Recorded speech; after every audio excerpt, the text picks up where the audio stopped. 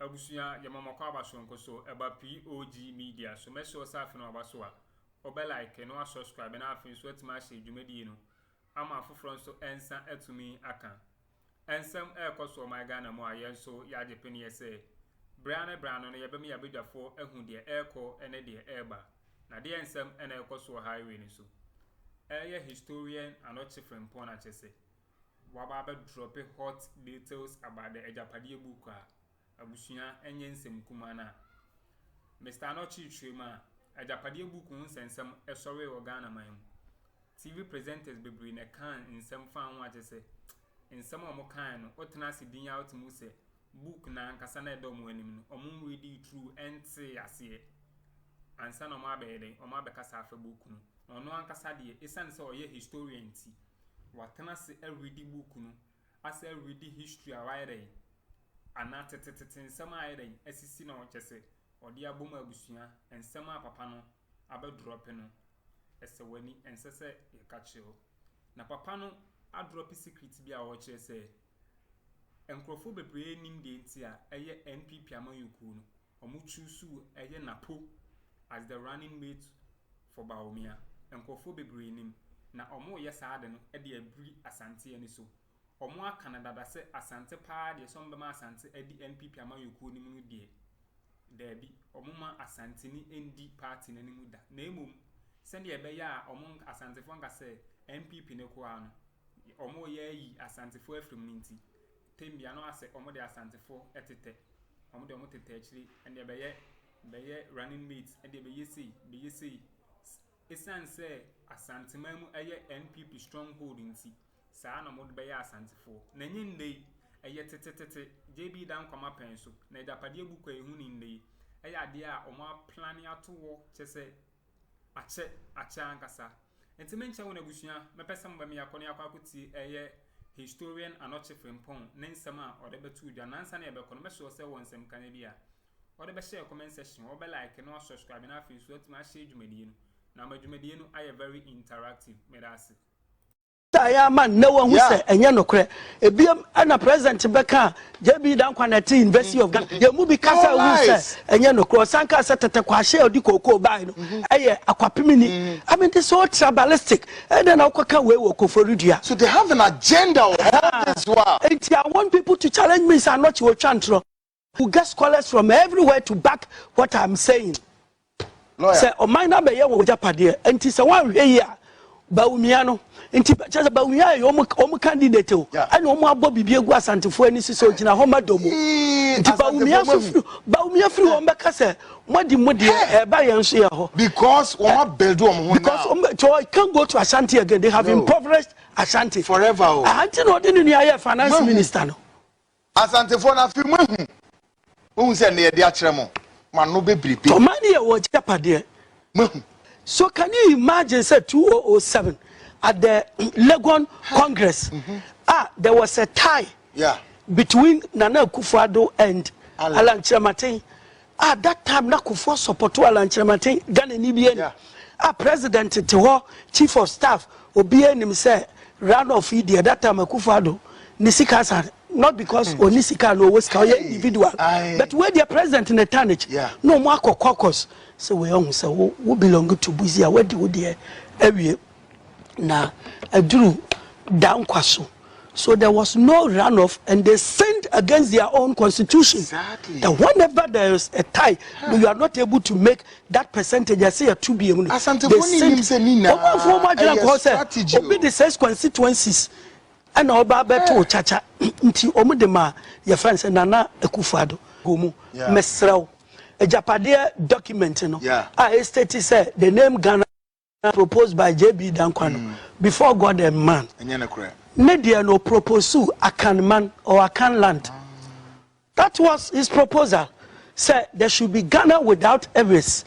There should be Ghana without nothingness. And there should yes, and that Ghana no so and once should be the colony.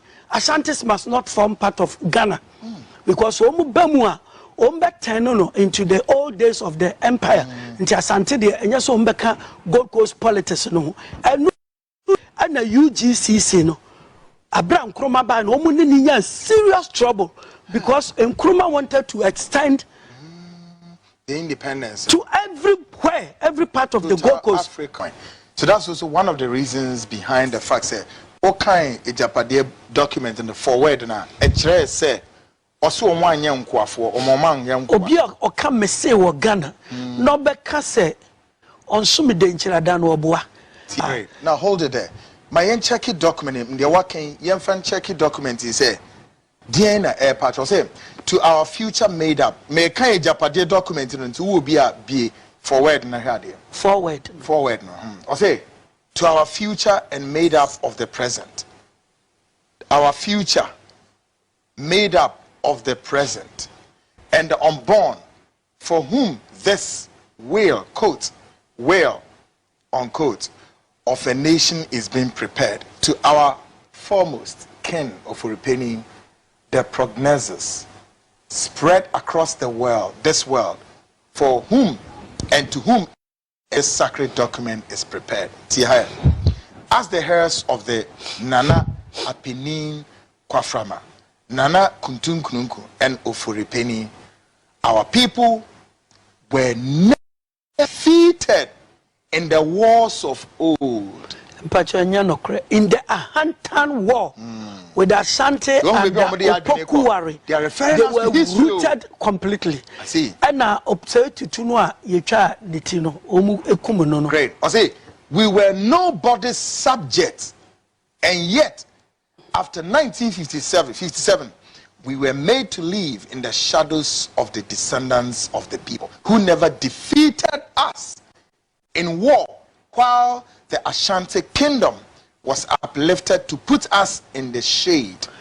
In relatively recent times, the struggles and the works of J.B. Dankwa is restored Akyem to its original glory, were thwarted, but he fought bravely to the end. So he that they have mentioned their first enemy, crown enemy, any Oman Bay, Ashanti. They are crown enemies. So more Intino, Ashanti, I believe, says Ashanti to us. Ashanti for beef. Ashanti, no, but maybe me can send you another station. Ashanti for Mammy repeating her. Being repeating her, say, any fry any be.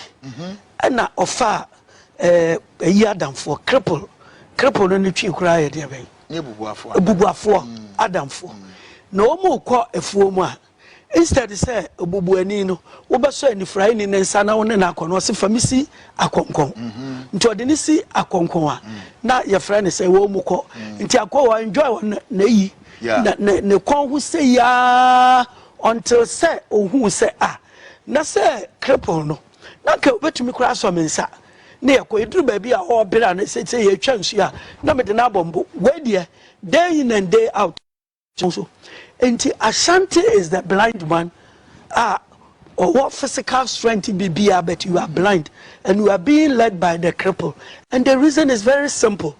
In Ghana's history we don't have anything called Dankwa tradition, and for repenting for a creative a fictitious Dankwa tradition, because they know that Omu constituencies, are just about 6 or 7 representing Dankwa.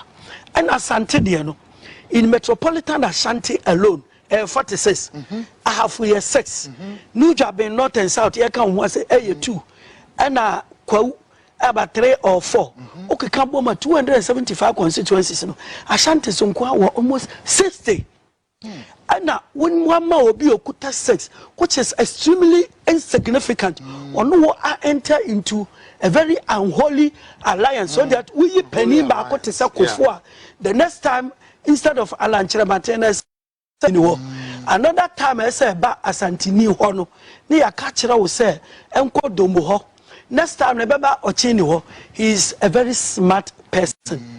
Na Agyapade no mo bo ehu ban no nti se yesa kwayechi a ochemfo no e fight for the white people say near ye sacrifice mamo no wo beboa ye na yetumi ni Asante a yepe. Many Ghanaians know this history. Ashantis may not know, maybe they know, but I don't think they know. They Asante fo nima nkombe di Ghana so for the next 1,000 years, because anyone say it is a omunkwa. They are found in about 3 or 4 regions.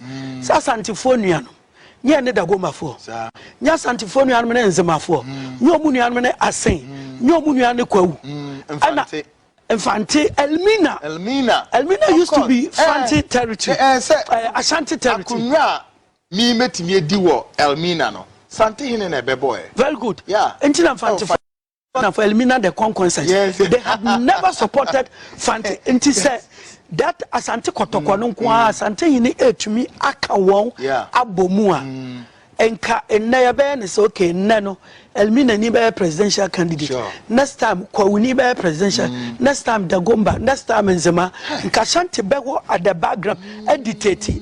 And now omu ye ready and obi ya de ma won. E de na adwene ABT won. Nti ne American is an eye opener. It's an eye opener. Dog, Afijonity wins. I say with the arrival of Nana, we see the rebirth of a second JB Dankwa who has come to the rescue. Fully cognizant that we are currently part of the modern nation of Ghana. Or say the name of which was originally proposed by the illustrious son of Ofori Pinifie of Ochiman. Take note of that. JB Dankwa. Or say, and aware that it is currently made up of other diverse. We have to accept all. Listen, we have to accept to our old slaves and ensure that we no longer continue to live in the shadows of other kings and people whose forebears we defeated in wars. First of all, there was first of all, no, it is here to in order not to lose. Yeah, your track. No, okay. Sorry. And they say. In 1874, no, Omokuma, your friend say, Abrofono. And then that was the time I know Kofi Kakeri, your friend saying, Asante Hene. No Kofi Kakeri, so 1874, your con, Sagranti war, New and Asante Fuano, etuno. And that year now, Omode Mensa Bonsu, Ebabeye Asante Hene. To Mensa Bonsu, oh, yeah, Kofi Kakeri, younger brother, Ebeye Asante, and no Fred Jabe. Some are not. Your friend Nanasa for J. Say a corner last year, your cool. Roll now we play with me, meaning so that's so much Sante. And I say, what's my brofonua? Let me know. Papa Nanya anu yebia amano. So the whole Ashanti turned against Jabe and rooted Jabe mercilessly. Tuntokwe we course on. And now as a for J no or change no yeah or for repenting near body do. That's right. Okasa mejemo. That's right. Our masasi so it is about time be eboneba. What you say now so bra me fie mejemo mo aduane adi. Nti kukurantu me fu asase. E na odi ma wo na hisu efe no atan akwantu tenten. A wo mokokotena kukurantu me asase so. In any case no ka asasante fo na ebesom no. Say that near Pobia Sumanaka Yantana or Jabin Ho. Intellectual said didn't talk about Omumi so entem. No, say any Omoji Womasas in the back. So before there could be war between Jabe and Akyem and a Queen Victoria, a tria land the Nika at the Ma Akyem Kuforudia land or Tiaka. Abusia in some movie and a cocotino Mr. Anochi Chima Senka Yakase NP Piamo Yukunukra and as a Ghana Hammer Moon or Monka also Mudisukasia and Kaya Santaman. If it's a Ochekasha, a Santamane. Like Yabekana say, and Ashanti region be just say, in Kra a water region, and young croquetua. I think croquetua wait me, it's me digana so. What an asset general on Tiasi, but Nina also free baby I if free a yet no matter say, Akuffo do nananum, I planned that and a toa, a Busia and yin semkuma, in some dorso, and some a historian and not say. Frimpong at the best soon yanadi a dorso papa. To mention on my person was Abamiako. Yako tea the audit to us. Edema, Akyem for no say, or bought Asante for no free, Ashanti buy no home buying, ewo. Into where Monuna, Akyem for no should be sassy. A dear no mobile de Amaye. Now comes the year 1900. That's right. Sorry, 1896. Tama 96 Governor Maxwell Mutam Yakwache Prempeno. That's right. Akyem brought a heavy army. Says Yakwachi Asante for Hinin Kwadia, some Kahu, near Kobe, and Omukwachi Asante Hine. And a friend say, Prempeh defense. That's right. And then call Seychelles Island. Now, 4 years later, 1900, Frederick Hodgson, a course of Kwakope Golden Stone, now Akyem raised an army of volunteers led by one Kwajo Fredua Agyemai. Onona after 1900 Baba Fro Akyem offer din at the tone so for Riata defense or Quine in the din. Quine in the din. Na ye Amwa Quanta and of Fatan and of for repenning no fire for Reno, never for Riata defense. Into a no bay of Riata defense. And now, who said some woman who Adiana Wayeno, Asante Fone and Baba Kuntoka. So 1900, he led an army to join the white people to go and search for the golden stool. That's right. Because for repenting fear for the patches, the only difference between Ashanti and Akyem is the golden stool. That's right. It is a golden stool no bought Asante for. Ebema ye na betina konwa tuntum so. Nti yammoa abrofo no. Anye ye no. No samba fura konwa no. Eno hu se Ashantis betimi abetu ase no so ne na akontokwa. What you say? So immediately what he did was that or then who could board Abrofo obey a member of the legislative council. And then Akuffo can but come here didn't know Akuffo the MPP presidential candidate. Kaswa rally, the last rally no. Also can say be so ni fear for no. There be the one who a politics no one ya baby ejina. Akuffo's own West and then or can pan one was say yeah ye ni mabako say minti or can go for fan say ya grow and to account fear for the penny and no ball JB Dankwedi and no ball Kwame Akroma 18 Asante Nkwano wa but Ashanti consistently has been their sworn enemies and I will be also will pass until for some they don't like you into what we say seriously yes what we say Akwemu any Akomu ayimo Akuffo oh kwau aye Asante omuni Asante enua those Akyemfo ne wo mu nya fine omuni wo nya fine they rather like the gas those days no omuni Asante for ko ntokwa no and they also like the Akwapim people and in fact they helped the Akwapims to repel the Akwemu to omunya wo mu namfofo da kokosi mra Woman pens and Mǎfias asem. So Kwame Nkrumah so enzimeni. What you say? And your friend is saying, "Mempesa meji jabi to the mamenka ye next time near Baba to us." And Titamwa, woman to me am for golden stool no anko no for ata. E who say Ashanti betumine na abeku e defeatino. So do you know what he started doing? Tell us. Oni abrofo ne ye one. Goggisberg mo. And ye dede wo legislative council ho say e ye dan na Ghana mind de she kron to say Prempeh defense wakoka Seychelles enti say abrofo na mfa Prempeh ansan ama demonstration e besi han nye bi.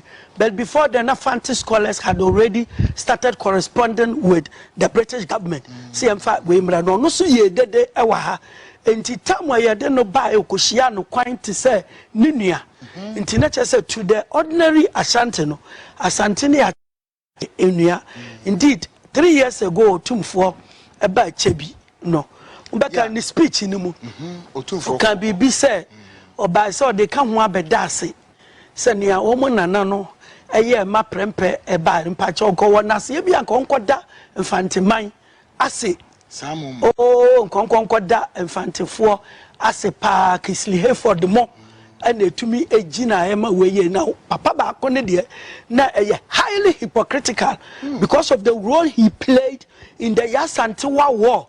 So Rezi amide boa brofo ne say munkonkoje Asantefo Agyapade no emfiri woni ene wo mu enyepe na anye ye no de no ho akobbo brofo no pampen ne abo bibie gu ani so nti on the first of it no wo be fi say odo nye dobi na odo nti tamwa we mu nyina ekoso no ena omu hu se ye ntumi mfa eko eni Asantefo so ebiem nti yenya adwen kase eno na meka no se yemfa ye hu nko politics mu nti se wahwe for Wǐckěd first no can legislative council no oforiata the second na oka ho ana JB dankwa ede ne ho eba be hye hu edu de Akuffo Addo wo nyina se da bia no ye ntrani ye ho se ye beye ahemfo ewo Ghana, and the reason was that it was an indirect fight against Ashanti.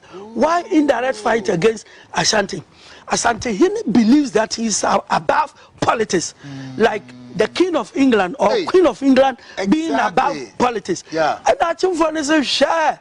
When you make yourself above politics, then you are a very big state like Ashanti, so you can afford that. So, but in the case of yes, but a small state like Akyem one region, it's just like let's say Eastern region one small region, no, Aquamove or any hobby. Say Akyem Kotokumo, any Bosome, any Aquapim. So what you say, and your friend say, Aquapim, woman but in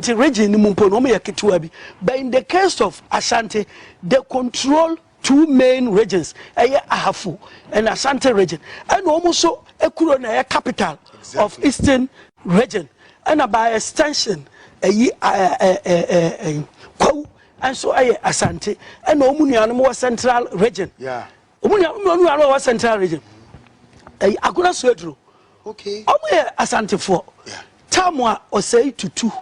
Konfanochika so wua meyemfa ne wafa sinsi akonwa so ne yemmontra mfa ne na nsi so ana agonafo ni bibufu ye omute wo ho omu ye friends agona so adurufo no ana brema yasikuma omu se Asantefo kuma se brema bebi yakora ahemfo no wo ho no mufi enti Ashanti is a very big, very huge ana we mu ahunya se kwai ben ye be fa so ye be dominate Ashanti, and for that matter ye be dominate or mine way. And then they took a step ahead. During the days of they raised armies to help the white. Now the war has ended. Inti young fire adwene bi emwa abrofono. Unsa hon kwana na diamond war. Sir. Denchemo. Etu gold war timber. Omu royalties ni na 1939 to 1945. Ghana for bebre nim say there is an open secret document indicating, and everybody knows it, every history scholar knows it, they asked the British to use their money to buy a jet for the British army to fight the Germans. Hello? Yes. Achimo buakwa sika ye buakwa mine nyina de Euforiata said monjena monfanto jet, however small it might be. Na monkai yen say ne ya mamuni Asante antimi anye bi. Santen kwaso mkanti said debi move free or main mu anamo de ashayensa, because 1925 Gettysburg Constitution estate said there should be what you call the Africanization. You should graduate the African to take charge of his own affairs. Inti ombejayen or minor amayen debi ni ejamayen debi dia ene enko ofori penny fee eho enti tamwa is a market to Kodishia, a par grant at UGCC.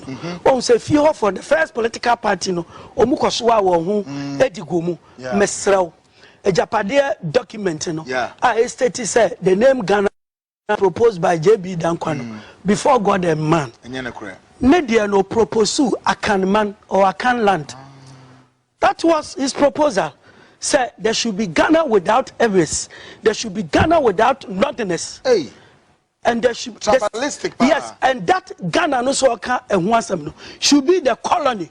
Ashantis must not form part of Ghana, because omu bemua ombe into the old days of the empire.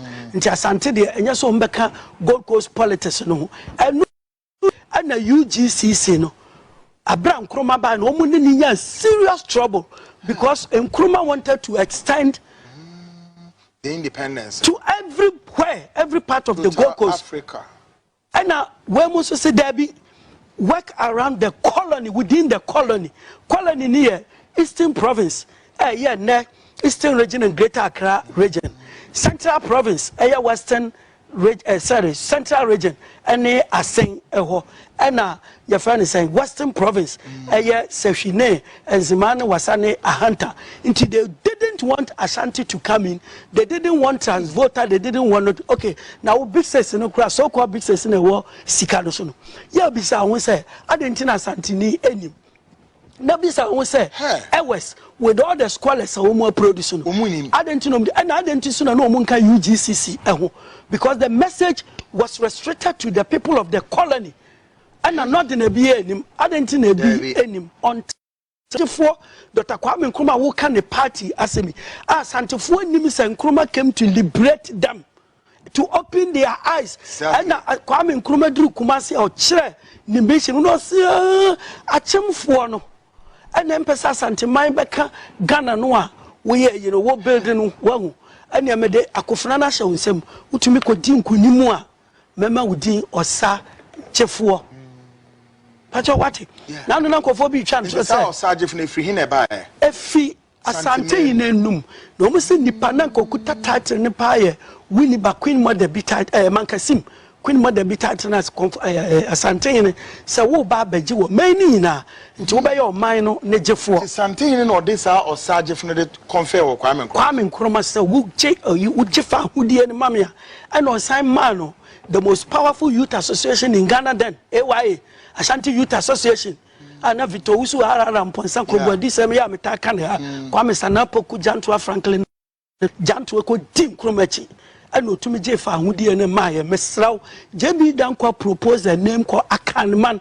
Ti say JB Dankwa be first leader of Ghana nka mesraw we eweni na wutie me nka won ka ho we yesrem na wutie me a won ka ho wo mu de ne ketewa no ana Kwame Nkrumah ma ne ball won ti e ball won well before I get there nti say wahwa Nkrumah by prisoner na ye de ne totototo ni nyina no na brofo ne pese o mu create space ma Dankwa nanka kokoye den na 1948 riots no 28 February 1948 riots no ya chichi wo mu na Watson Commission ma abodin a ya kokofre JB Dankwa the doyen of Ghana politics. How do you become a doyen of Ghana politics when you